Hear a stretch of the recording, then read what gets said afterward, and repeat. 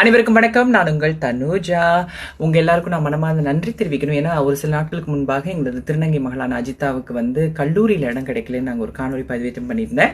அப்போ அதுக்கு கெட்ட விஷயம் நடந்ததுதான், கல்லூரியில் இடம் கிடைக்கல. ஆனால் அந்த செய்தியை கேட்டுட்டு பலர் எனக்கு முன் வந்தாங்க.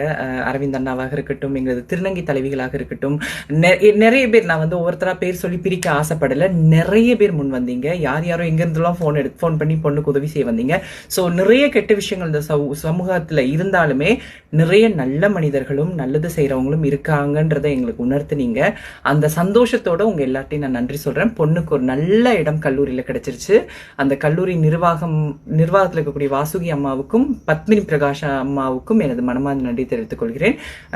நீங்க ரெண்டு பேரும் அந்த உதவியை செய்ததுக்கு ரொம்ப நன்றி. பொண்ணு நல்லபடியா படித்து IPS ஆகணும்ன்றது அவளுடைய ஆசை. ஸோ தமிழகத்துல ஒரு சிறந்த IPS அதிகாரி உருவாகிறதுக்கு பலரும் சேர்ந்து உதவி செய்திருக்கீங்கன்றதுக்கு பெருமையுடன் நன்றி தெரிவிச்சுக்கிறேன். நன்றி, வணக்கம்.